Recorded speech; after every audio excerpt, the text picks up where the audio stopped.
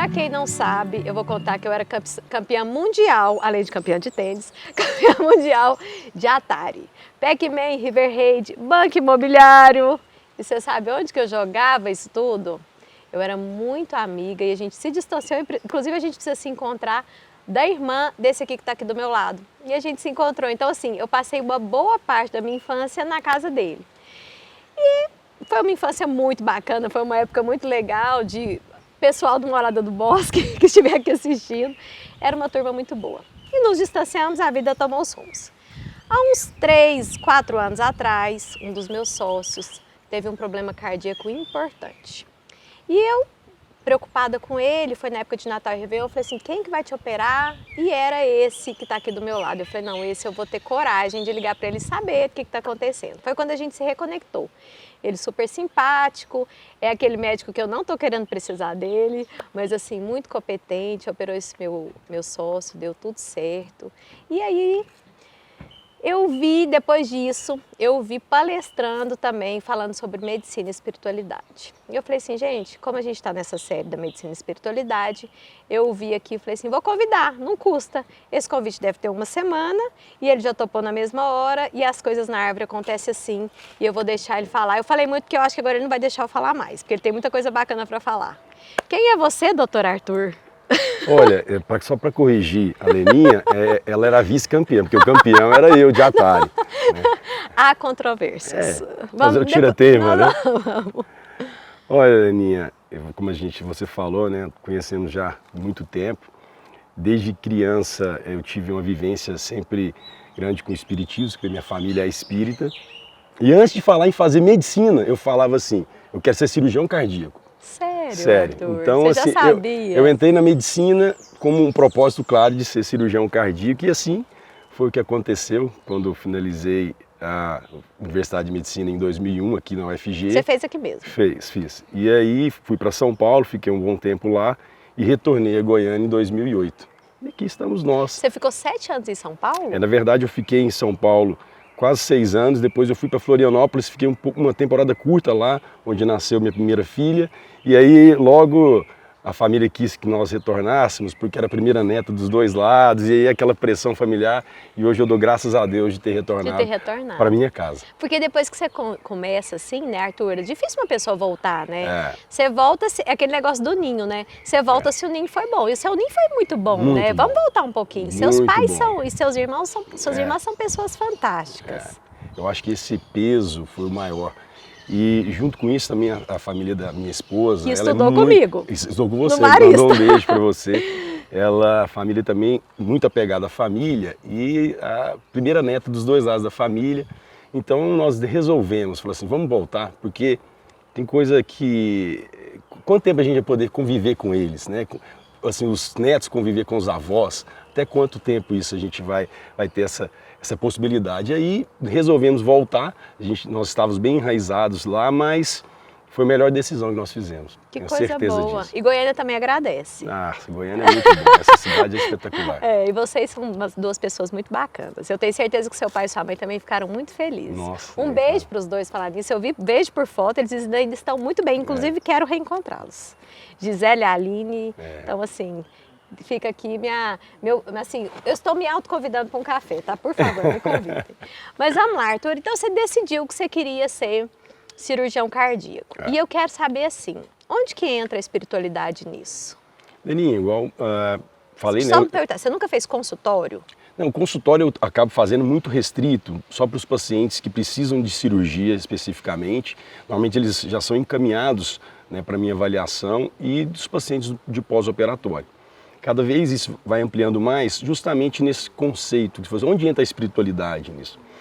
Nós temos na medicina até pouco tempo uma formação muito cética com relação a isso. Nós não temos, né, os estudos de espiritualidade na faculdade de medicina. Pra você ter noção, até 97, nos Estados Unidos existiam menos de 10 escolas médicas que abordavam esse tema de espiritualidade. Hoje, nos Estados Unidos, todas as universidades têm departamento de espiritualidade. No Brasil já cresceu bastante, a USP foi a primeira, né? Obviamente vendo essa capacidade da espiritualidade de interagir junto, né, com a nossa saúde física. Não tem como a gente separar essas duas coisas.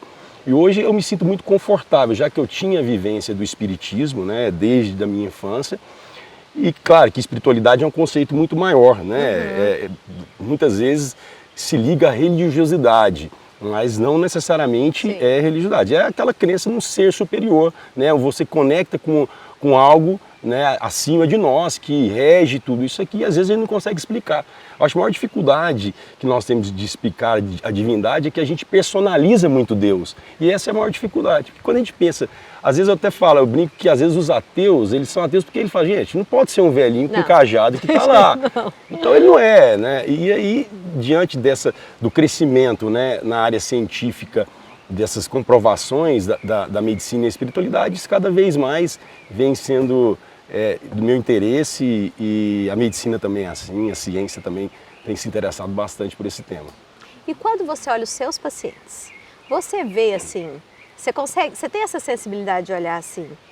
Eu quero saber se você já observou isso. Pacientes, o primeiro, por que eles adoeceram? Tipo assim, porque você é cardiologista, né? Assim, eu não faço a parte clínica, mas acaba mas você que... consegue sentir, claro. Você vê essa conexão, tipo assim, o porquê desse problema no coração? Assim, eu vou clarear essa pergunta. A medicina chinesa, eu não sou médica, mas eu sou curiosa, ela fala que o fígado é um filtro. Então, se a gente está sempre com aquelas emoções negativas e tal, e aparece, por exemplo, esteatose hepática sem nunca ter bebido. Sim. Tô certo? Não tô falando besteira não, né? Falando. Não, mas assim, eu tomo um remédio pro fígado, mas aí eu continuo com aquele mau humor, eu continuo com raiva daquele que me... Aí, tipo assim, eu dou um paliativo, assim, melhorei, mas não melhorou, mas a gente não fez uma dieta espiritual. Essa é a minha convicção. Aí eu quero saber onde que o coração entra nisso, porque o coração assim, te amo do fundo do meu coração, assim, o coração é uma coisa importante, né? O que você acha que ele filtra? O que você acha que tem o coração no meio disso? Aninha, essa pergunta é muito boa, porque assim, a gente sabe que a doença cardiovascular ainda é a doença que mais mata no mundo. E os fenômenos emocionais, eles refletem obviamente o nosso corpo físico. Até pouco tempo atrás, até pela nossa formação característica do Ocidente, o brasileiro, a gente copia muito a medicina americana. Então a gente é muito cético em relação ao físico, né? Nós não incorporamos essa questão, às vezes, energética que tem a medicina chinesa, né? A medicina indiana. Mas com o avanço, né, desses trabalhos científicos, nós começamos a identificar que pacientes, por exemplo, que têm alta tendência à raiva, esses pacientes eles têm um percentual de chance muito maior de desenvolver insuficiência cardíaca. Isso é trabalho científico, duplo cego, randomizado. Por exemplo, pessoas que têm alto propósito de vida. No Japão eles costumam falar, chama Ikigai. Já escutei essa palavra. Essas pessoas, elas têm, no período de 10 anos, 30% de chance de viver mais do que outras pessoas que não têm propósito de vida. 30%. 30% é algo assim... Muito impactante. Vou dar um exemplo de um trabalho que foi feito nos Estados Unidos, que começou em 92, com mulheres, mais de 19 mil mulheres. Esse trabalho chegou à conclusão que mulheres que frequentavam algum segmento religioso, independente de qual segmento religioso, pelo menos uma vez por semana, elas tinham 30% menos chance de morrer de qualquer causa. Inclusive de câncer, inclusive de morte cardiovascular. E aí eu te pergunto, querendo ou não, a espiritualidade no nosso meio ainda ela é muito ligada à religiosidade. E a religião, ela é um ambiente, ela te propicia a um autoconhecimento, a uma sensação de paz, porque quando você vai num templo religioso, tem pessoas que não precisam ir, elas conseguem ter paz aqui na sombra da árvore, né? O propósito é esse, mas a religião, de maneira geral, ela consegue te dar essa paz. Então, a gente começa a perceber que existe uma relação e a ciência vem comprovando isso. O Espiritismo ele veio como um propósito claro de unir, né, a religião, a ciência e a filosofia. Né? E aí nisso a gente começa, quem já estudou as obras de André Luiz, a gente começa a perceber uma conexão clara de coisas que já foi falada há muito tempo nessa literatura espírita. E agora a ciência vem comprovando muito disso que vem sendo falado, né? Então, por exemplo, prece intercessória, porque são dados muito subjetivos. Por que a ciência tem dificuldade? Porque quando você vai analisar um dado subjetivo é muito difícil. Então, para você, como é que você vai avaliar, por exemplo, uma pessoa que está fazendo uma prece para você? Será que uma prece feita por uma mãe, qual que é o peso dessa Ixi. prece com uma pessoa que às vezes não te conhece, por mais que ela tenha amor assim, pelo próximo, né? A gente, qual que é, você mede essa potência? É muito difícil isso, né? Imensurável. Nossa. Tá vendo? profundo. É profundo. Agora eu vou fazer uma consulta. Uhum. Vamos lá. O que aconteceu comigo? Vou contar porque eu acho que isso é bacana. E aí você vai me falar o que você acha disso. Eu tenho familiar, aquele negócio que a gente falou das determinações genéticas, uma produção de colesterol. Não, como diz, sou dentista, mas sou muito curiosa e leio muito sobre isso. Então, meu pai tem um colesterol alto, minha mãe também, e eu, super cuidadosa, e faz esse nível elevado. Até que há uns 3 anos atrás, uma nutricionista, Alice Malta, que eu sou apaixonada, falou assim, deixa eu te contar. Ela estava morando lá nos Estados Unidos. Você tem 1 mês. Aí eu fiz os exames, o colesterol. Aí o cardiologista que pediu. Aí eu falei assim: vou voltar no cardiologista, não. Porque senão vai rolar uma medicação. Vai. E eu não quero, assim, não é que eu não quero, necessário, mas assim, eu vou tentar. Vou dar tudo de si. Sim, tudo de vou si. Dar tudo de si, pra eu não precisar dele agora, talvez mais pra frente, claro. Enfim. Aquele negócio de ter todo dia, né? Então, assim, vou poder tudo que eu puder. Aí a Arissa falou assim: tá bom, você tem 30 dias para mudar esse exame. Eu falei, 30 dias. Exato. Ó, deixa eu te falar, estudo científico em mim mesmo, tá? Comprovado. E a Arissa tá, vai sentar aqui na sombra da árvore para contar. Em 30 dias eu baixei considerável, igual eu nunca vi na minha vida. Ela me passou umas dicas de alimentação, que eu não vou falar aqui, mas assim, é coisa mais ou menos assim, 12 castanhas de baru por dia, porque tem estudo científico que fala farelo de aveia, mas eu não vou passar porque não é uma receita, é a Leninha. Em 30 dias eu baixei e ela falou assim, ok, podemos esperar. Tá bom, e agora? Leninha, segue, vamos seguir. As coisas que ela fez comigo deram certo comigo, pela primeira vez. Eu tentava baixar esse colesterol e não consegui. Passou 1 ano e meio e ela falava assim pra mim, deixa eu te falar, eu quero menos 10 pontos aí. Aí eu falei assim, deixa eu te falar, impossível, já consegui demais. Não, vai dar certo. Falei, tá bom, mas eu vou dar uma descansada. Daqui 6 meses a gente se encontra. 6 meses depois, menos 10. Na minha consulta com ela, eu falei assim, eu não sei o que eu fiz. Eu continuei do mesmo jeito. Ela falou assim, Leninha, não teve nada que você mudou? Aí eu fui, busquei, parei. Teve. Meditação. Tá? Não tô falando, mas tô te contando. Então, assim, eu entendo a responsabilidade do médico, principalmente do cardiologista, e ela me falava isso muito lá nos Estados Unidos, que tem uma responsabilidade jurídica muito maior. Você tem que medicar, porque você vai ter problema. Então, assim, não é desafiador um paciente falar isso. Tipo assim, deixa eu tentar? Então, o cara tem que... Mas, assim, isso funciona pra mim. E eu atribuo isso, Arthur, ao autoconhecimento. Não é que deu certo pra mim, vai dar certo pra você. Eu conheci... Então, o que essa pandemia fez comigo? Eu tô me conhecendo. Autoconhecimento. O meu remédio. Qual é o meu remédio pro colesterol? É isso. Então, eu já brinco assim, quando eu tô começando a estressar, ai, ó o colesterol, calma, não vai ser legal, releva. Mas isso é muito doido. Eu converso comigo mesmo assim, releva, o colesterol vai subir, vamos entupir veias. E aí, o que você falaria para uma paciente teimosa dessa? Eu acho assim, você jovem, atleta, eu acho que vale a pena você dar esse timing para você tentar essas terapias alternativas, né? E que cada vez mais isso vem crescendo. Eu acho, por exemplo, a meditação talvez tenha o equilíbrio, né, do seu corpo físico possa ter melhorado com essa meditação, indiscutível isso. Isso melhora não só a questão do seu colesterol, como talvez a sua imunidade e outras coisas mais, né? Então nós ainda na medicina, nós estamos avançando muito nesse contexto. Hoje eu falo que eu tenho uma tranquilidade muito grande de conversar no consultório, por exemplo, sobre Deus, né? Eu acho que o Vicente comentou aqui, hoje existe na medicina, na cardiologia especificamente, tem diretriz mostrando, por exemplo, tem escala de tendência ao perdão, para saber qual que é o nível de sua capacidade de perdoar que você tem, de gratidão. Então isso já é coisa médica, não é coisa mais do Arthur espírita, isso é coisa do Arthur médico, que você acaba que vai unificando essas duas coisas, porque o ser ele é único, né? Ele é integral, eu não tenho como separar o corpo. Tanto que o conceito de saúde pela Organização Mundial de Saúde, que vem desde 64, é um completo estado de bem-estar físico, mental e social. E já é antiga essa definição, que eles tentam incorporar aí a questão da religiosidade, da espiritualidade, questão da ecologia, que são conceitos que vieram surgindo, mas tem dificuldade ainda por questão de definição já antiga. Então hoje a gente tem essa liberdade de conversar com as pessoas. E você tem a aceitação desses pacientes? Demais, demais, sabe por quê? Primeiro que a gente tem alguns ditados que eu costumo falar para meu paciente. Gente, pessoal, você escutado, você fala assim, a nossa mente é o nosso guia. Então qualquer proposta terapêutica que a gente vai fazer, você tem que ter um pensamento positivo.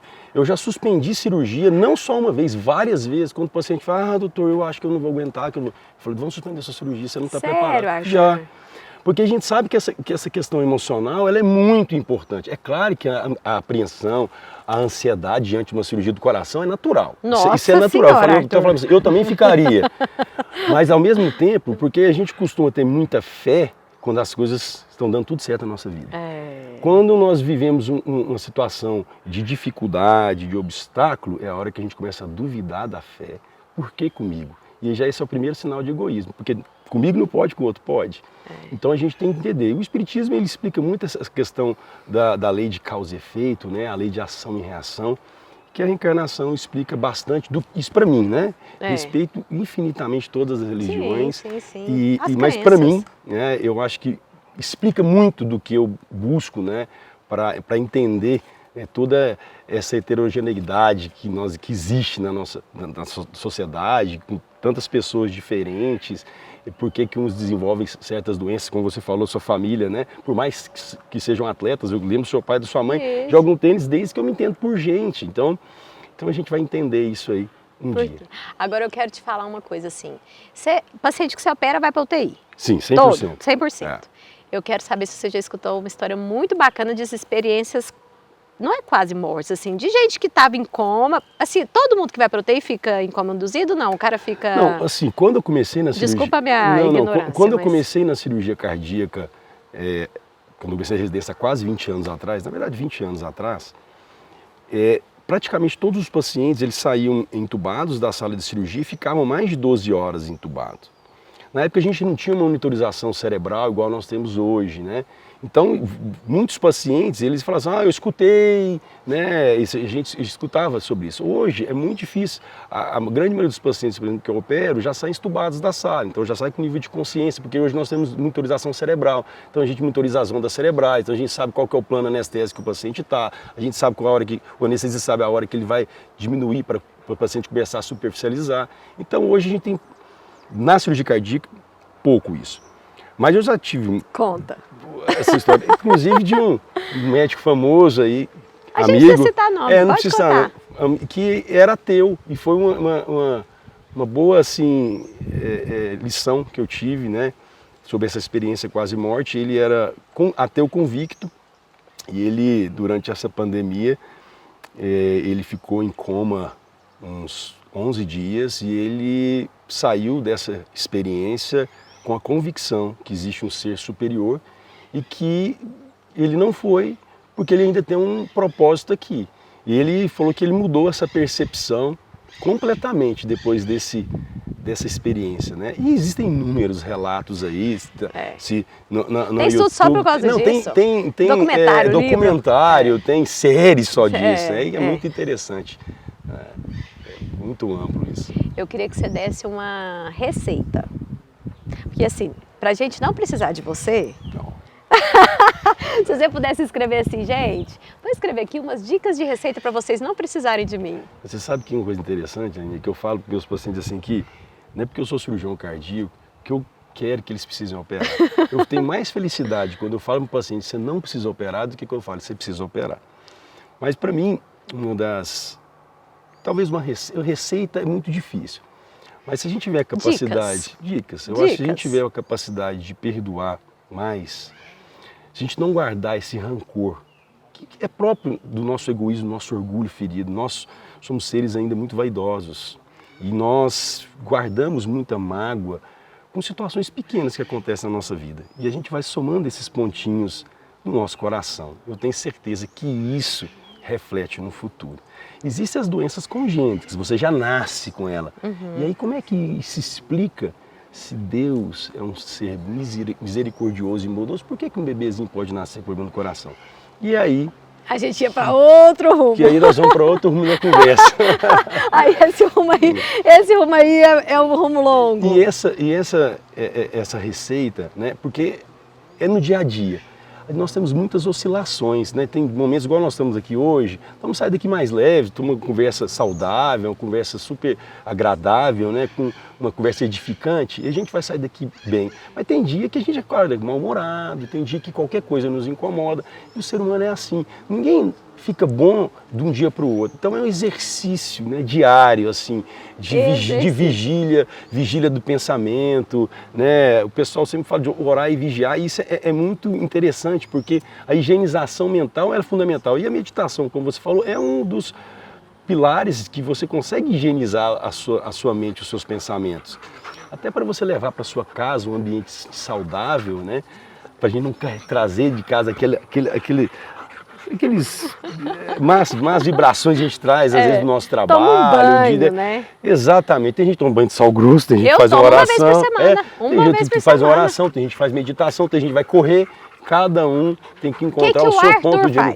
Vamos lá, agora sai do Arthur. Olha, e o que o Arthur faz? O que são as suas coisas que você faz? Algumas coisas que eu faço para poder desestressar, vamos dizer assim. Eu não consigo desligar, assim, Nem pode, dos meus pacientes. Pelo amor de assim, Deus, a gente precisa de você. Existe, depois que inventaram o tal do prontuário eletrônico, eu tenho até no meu celular, então eu fico antenado 24 horas por dia. Mas eu gosto de fazer atividade física, uma coisa que me ajuda muito, e que é simples, é correr. Então eu estou assim, eu ponho tênis, vou lá e corro. Oração, isso é uma coisa que faz parte do meu dia a dia. E, obviamente, o mais gostoso de tudo é ficar com a minha família. Né?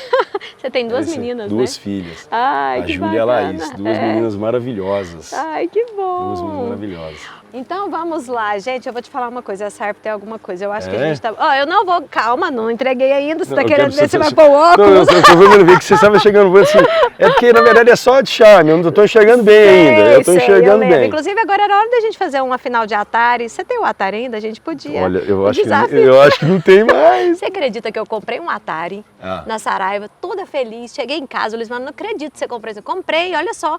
Não tinha Pac-Man e River Raid. Quase que eu fui lá e quebrei na cabeça do vendedor. Não tem sentido, né? Tem sentido, perdeu o sentido. Arthur, assim, a gente vai continuar a conversa em outro episódio, porque não tem como. Esse tema, medicina e espiritualidade, para mim, ele é assim, não é legal, ele é necessário e fundamental. Não tem, acho que não tem mais jeito, principalmente com o que nós estamos vivendo hoje em dia. Com certeza. Eu desejo não precisar de você, mas eu tenho seu contato pessoal, se precisar eu vou ligar. Isso aqui significa assim, é muito bom ver, igual eu falei para o Tim, ter visto você um menino e hoje ver um homem de bem salvando vidas. Salvando vidas e de uma forma espiritual. Não só física, sabia? Aninha, quando você fala de ciência, espiritualidade, medicina, eu só lembro um dos maiores cientistas de todos os tempos, que é Einstein, que fala que quanto mais ele se aproximava da ciência, mais ele se aproximava de Deus. Né? E eu tenho uma mantra para mim da medicina, foi um grande cirurgião cardíaco brasileiro que falava o seguinte, a função do médico é curar. Quando ele não pode curar, ele tem que aliviar. E quando ele não pode curar nem aliviar, ele tem que confortar. Nossa, que bonito. Eu acho que a medicina está caminhando por um lado de uma humanização muito grande de acolhimento. A gente tinha uma distância muito grande na relação médico-paciente. E essa relação, e é impossível você não se importar, você não se ligar um paciente, de uma família que está em sofrimento. Você não consegue ter essa distância, né? Eu acho que faz bem. Lógico que isso não pode afetar a sua capacidade de decidir. Mas você se sensibilizar, se enternecer pelo sofrimento alheio, eu acho que faz parte do nosso crescimento e nós temos que cada vez pensar mais nisso. Humanidade. Humanidade. E assim, por mais médico como você, como o Tim, como a doutora Dilair que estava aqui hoje de manhã, que a gente tem muito mais médicos. É esse médico que eu gostaria de ter. E é esse médico que o ser humano precisa. Então, obrigada. Leve essa lembrança para você não esquecer que você esteve na sombra da nossa árvore. De jeito nenhum. Aí, gostou? Ficou linda a foto, hein? Vamos esquecer tem a mais foto novo na foto aqui, achei. Coisas da... Tem filtro? Coisas da...